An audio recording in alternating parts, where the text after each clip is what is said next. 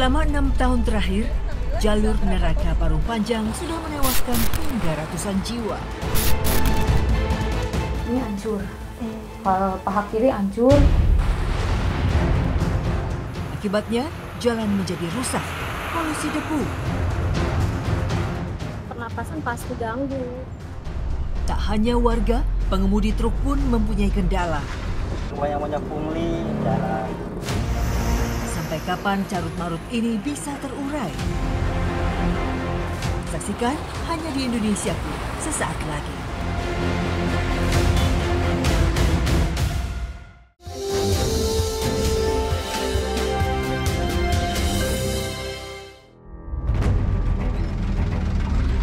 Inilah jalur Parung Panjang, jalan yang menghubungkan Kabupaten Bogor dengan Jakarta.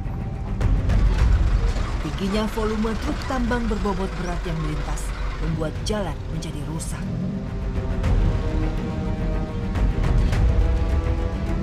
Jalanan yang rusak akibat banyak sekali truk bermuatan tambang yang berlalu lalang setiap harinya tanpa henti. Tidak hanya menyebabkan jalanan rusak, di sini juga banyak sekali warga yang kecelakaan dan memiliki gangguan pada pernafasan. Selamat datang di Indonesiaku. Setiap tahunnya, angka korban jiwa akibat kecelakaan di jalur Parung Panjang semakin meningkat. Hal ini membuat warga sekitar menjadi resah dengan keselamatan jiwa mereka. Jumlah korban meninggal dunia karena kecelakaan di jalur Parung Panjang mencapai 194 orang dalam 6 tahun terakhir. Kondisi jalan yang rusak membuat pengemudi kesulitan melintas. Mereka terpaksa zigzag memilih jalan yang masih bisa dilalui. Namun tak banyak yang bisa dipilih dengan kondisi jalan berlubang dalam serta penuh genangan air. Sehingga banyak kendaraan bermotor gagal menyalip truk muatan tambang yang berakibat terlindas. Setiap bulan itu pasti ada antara 3 sampai 10 korban jiwa meninggal dunia akibat daripada aktivitas truk tambang di Parung Panjang maupun di Rumpi. Ketika kecelakaan terjadi, mereka mengganti dengan kerugian atau kerohiman yang memang tidak seberapa besarnya. Nah itu setelah itu mereka selesai. Jembatan Luwiranji adalah jembatan penghubung antara Kecamatan Rumpin dan Kecamatan Gunung Sindur. Keberadaan jembatan yang sangat vital bagi masyarakat ini, keadaannya pun tak lepas dari kerusakan akibat kendaraan dengan tonase tinggi.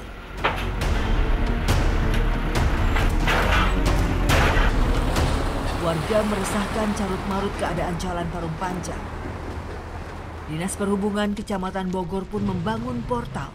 Keberadaan portal diharapkan dapat membatasi jam operasional lalu lintas truk tambang. Namun kenyataan yang ada di lapangan tak semanis harapan. Warga Parung Panjang sudah berkali-kali mengirimkan pesan ke pemerintah melalui surat maupun cuitan di media sosial. Sayangnya, balasan yang diberikan tak memenuhi harapan warga. Jadi ini adalah salah satu portal yang seharusnya menentukan jam buka tutupnya agar truk ini tuh tidak bisa lewat di setiap jam. Tapi nyatanya di jam yang seharusnya mereka tidak lewat, mereka tetap saja melewati karena tidak ada yang menjaga portal tersebut. Betul ya Kang ya? Betul. Jadi benar-benar bisa lalu lalang sesuka hati mereka gitu. Ya betul. Ini buktinya mereka bisa lewat.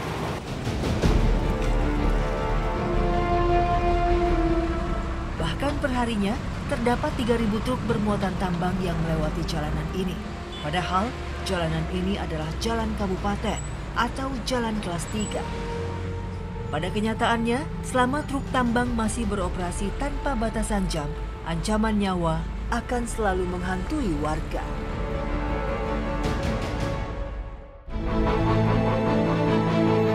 Tim Indonesiaku bertemu dengan Devi, seorang penyintas bencana di Parung Panjang. Devi merupakan salah satu korban kecelakaan dari banyaknya kecelakaan yang terjadi di Parung Panjang. Tepat 5 tahun lalu, saat Devi sedang dibonceng oleh temannya seusai sekolah, kendaraan motor yang ditumpangi Devi disalip oleh truk muatan tambang. Saat itu, sopir truk tak melihat keberadaan Devi dan temannya. Kejadian tiba-tiba ini membuat teman Devi yang menyetir motor panik, lalu melompat tanpa aba-aba. Devi pun terjatuh. Malangnya, kaki Devi terlindas dan terseret sampai 15 meter. Di situ dari sekian banyaknya orang nggak ada yang nolongin, pada videoin foto kayak gitu. Akhirnya ada beberapa bapak-bapak yang nolongin nutupin badan karena kan ini hancur, paha kiri hancur, posisi mobil masih nempel ya, ban mobil. Kata Devi, bapak mohon maaf, tolong pundurin mobilnya, soalnya masih nempel di badan Devi. Akhirnya ada beberapa orang bapak-bapak nolongin tuh mundurin mobil. Kata Devi, ini apa, sabar ya Neng, katanya. Kakinya hancur katanya gitu, kata bapak-bapak di tempat. Terus udah ya udah bengong, cuma nggak bisa ngapa-ngapain, cuma keinget bapak sama ibu gitu kan. Di dalam hati, ya Allah nggak apa-apa lah, nggak selamat, tapi temuin dulu gitu sama ibu sama bapak gitu, buat minta maaf secara langsung. Selama proses penyembuhan, Ibu Devi tidak ada di samping Devi. Hal ini membuat Devi bertanya-tanya di manakah sosok yang sangat ia inginkan berada. Pada kenyataannya, Ibu Devi telah berpulang 1 minggu setelah Devi dikabarkan kecelakaan. Namun pihak keluarga memilih untuk merahasiakan kabar ini dari Devi.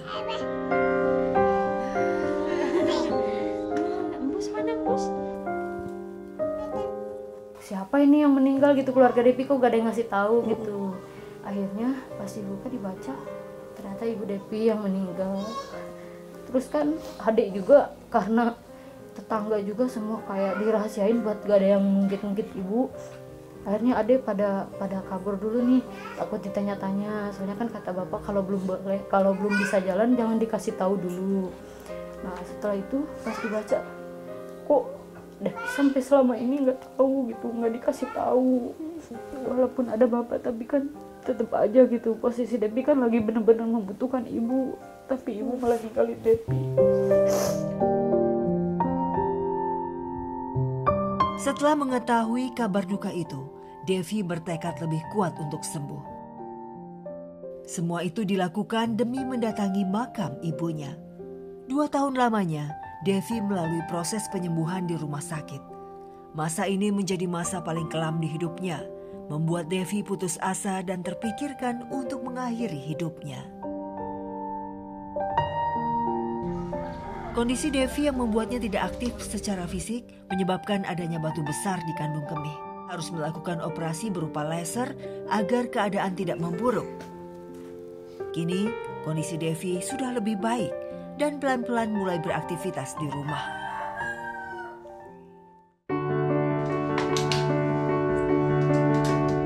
Saat kecelakaan terjadi, Sumitra, ayahanda Devi, sedang berada di luar kota. Begitu mendapatkan kabar buruk yang dialami anaknya, ia pun segera pulang keesokan harinya. Sebetulnya nggak ada, cuman hanya batas di rumah sakit aja. Yang 10 hari habis 261, tiba-tiba perusahaan memberi uang kepada Pak Lurah 40 juta, tapi saya nggak nerima. Nah nggak lama kemudian saya ngerahin masyarakat, suruh demo 3 hari, nah akhir kemudian turun uang 100 juta itu udah terima beres, nggak ada ini itu lagi. Uang yang 100 juta itu bukan biaya untuk Devi aja, melainkan untuk ibunya tahlilan. Jadi kalau nggak salah uang 100 juta itu 2 minggu habis. Gitu. Jadi perusahaan sama sekali, sekarang Devi posisi udah jalan 5 tahun, nengok pun belum pernah. Jadi nggak pernah nyari tahu keadaan setelah itu belum sama pernah, sekali ya Pak? Belum pernah. Sedangkan saya ajuin aja, pengen 1 bulan 500.000 bantu-bantu buat beli pampers. Kata perusahaan saya udah cukup. Soalnya yang pemilik armada di sini lebih baik mati daripada hidup karena biayanya lebih ringan mati, budgetnya 60 juta. Udah nggak kaget begitu supir laporan ngegiling orang, kenapa nggak dimatiin gitu. Kalau dimatiin di kantor polisi dia juga ngejamin, tapi kalau masih hidup nggak bisa diberhentiin karena biaya lebih banyak yang hidup daripada yang mati gitu. Udah rata-rata tuh pemilik armada seperti itu. Sumitra sendiri pernah mengalami kecelakaan. Saat di perjalanan, motor yang ia kendarai tersenggol oleh truk bermuatan tambang. Sumitra kehilangan kesadaran di tempat. Pasca kejadian, sopir truk yang menyenggol Sumitra langsung melarikan diri. Ia dilarikan ke rumah sakit terdekat oleh warga sekitar. Kecelakaan itu menyebabkan 3 gigi Sumitra lepas.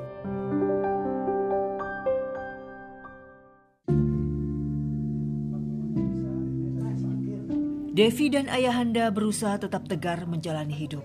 Hanya doa yang bisa ia panjatkan untuk ibunda dan kakaknya yang telah wafat. Di bulan Ramadan seperti sekarang, terkadang keluarga Devi nyekar ke makam ibu dan makam abang mereka. Karena kondisi Devi tidak memungkinkan untuk nyekar, maka diwakilkan oleh kedua kakaknya.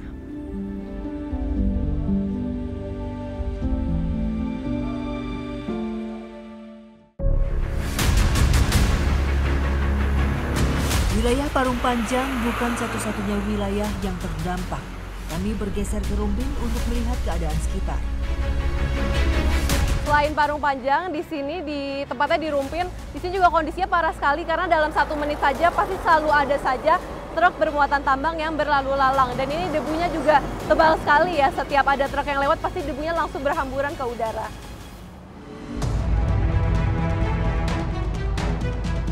Polusi debu seolah tak bisa dihentikan.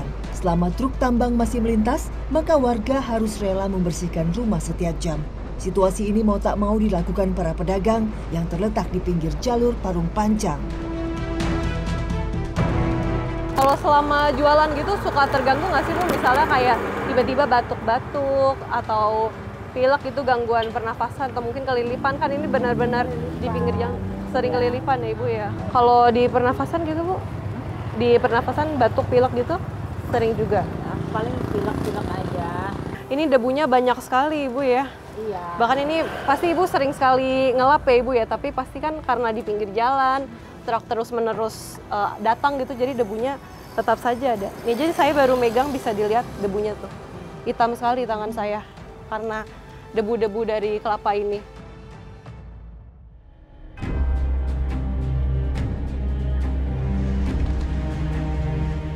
Lebih miris lagi, pakaian-pakaian yang sedang dijemur kini dipenuhi oleh debu.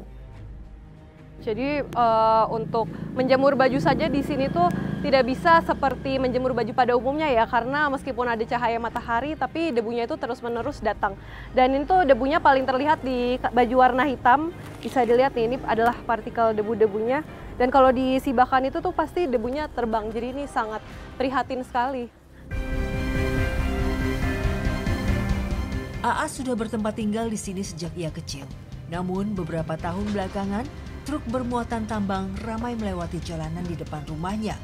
Ramainya truk berlalu lalang menyebabkan hadirnya debu yang tebal, bahkan sampai ke dalam rumah.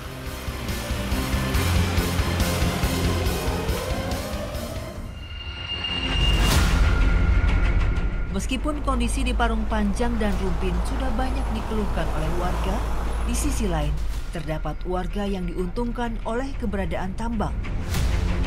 Salah satunya Randy, sopir truk yang sudah bekerja selama 16 tahun. Kali ini kami mengikuti perjalanan Randy ke Gunung Cirante untuk memuat muatan tambang. Jadi sekarang saya mau mengikuti salah satu supir truk untuk mengetahui seperti apa sih aktivitas mereka dari mengambil tambang sampai mengantarkan.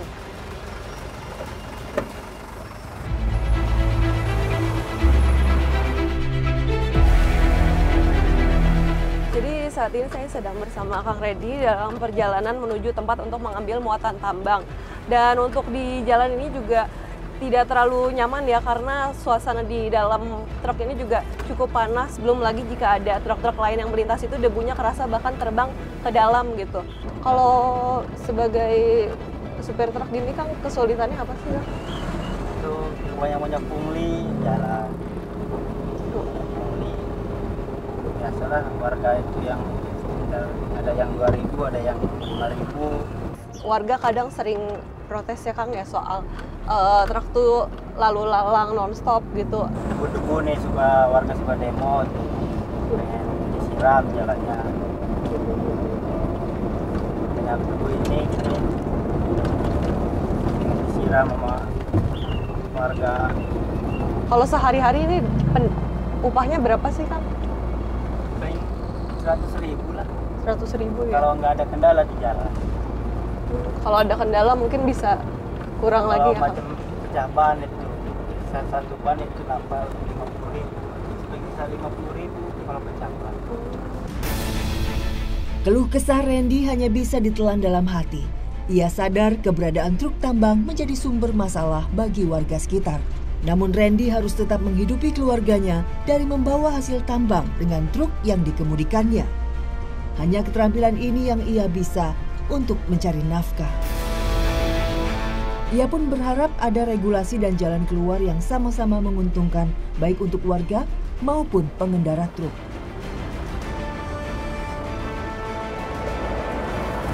Jadi setelah sampai di tempat pemuatan ini Kang Randy harus menunggu sampai 3 jam untuk nantinya muatan tambang dimasukin ke truk ini. Pro dan kontra kehadiran truk tambang terasa sangat kental di sekitar Kabupaten Bogor, terutama Parung Panjang dan Rumpin. Kami bertemu dengan Dadang Hengki, Kabid Lalu Lintas Dinas Perhubungan Kabupaten Bogor, untuk mengetahui upaya yang sudah dilakukan terhadap maraknya truk tambang di Parung Panjang dan Rumpin. Ya, jadi dari pihak Disub sendiri terkait dengan penanggulangan kemacetan yang ada di Parung Panjang, kita lakukan yaitu dengan Perbup 56. Salah satunya upayanya yaitu dengan pemutarbalikan kendaraan. Upaya yang pertama, kedua dengan adanya pemasangan portal, dan ketiga upaya kita untuk jangka pendek ini yaitu dengan adanya kantong parkir. Hal ini alhamdulillah bisa sedikit mengurangi terkait dengan kecelakaan yang ada di Parung Panjang. Untuk kantong parkir ini penjagaan yang terakhir dalam artian sesuai dengan Perbup 56, jadi jam operasional jam 10 sampai jam 5 pagi. Nah, berangkat dari gunung terkait masalah tambang itu, kendaraan tambang itu semua bermuara di kantong parkir sebelum jam operasional dibuka. Nah, setelah jam operasional dibuka baru luncuran dari kantong parkir ke wilayah yang akan dituju, yaitu salah satunya ke Jakarta ataupun ke Tangerang. Betul sekali, dalam artian ini benar-benar tugas kita. Semua tiap hari, tiap waktu pasti banyak yang komplain karena dengan jalannya rusak, terus kedua jalannya yang kecil, ketiga dengan pengangkutan barang yang melebihi tonase itu sangat riskan buat masyarakat, sehingga banyak komplain dari masyarakat. Salah satunya yaitu kita meminimalisir terkait masalah penjagaan itu, yaitu salah satunya dengan penjagaan di perbatasan, pemasangan portal, dan ketiga yaitu kantong parkir. Jalur Parung Panjang menjadi urat nadi perekonomian bagi warga Jawa Barat dan Jakarta. Volume lalu lintas kendaraan semakin tinggi setiap tahunnya. Pemerintah daerah Jawa Barat berusaha mencari solusi, salah satunya dengan wacana membuat jalan provinsi serta jalur khusus bagi truk tambang, sehingga mengurangi gangguan pada jalan yang biasa dilewati kendaraan pribadi. Sedangkan bagi korban kecelakaan, Gubernur Jawa Barat Deddy Mulyadi berencana memberikan santunan berupa uang. Tak hanya jalur khusus bagi truk tambang, namun kehadiran jembatan timbang juga menjadi ujung tombak agar dapat mengatur tonase kendaraan, sehingga muatan truk tidak melewati batas kekuatan jalan.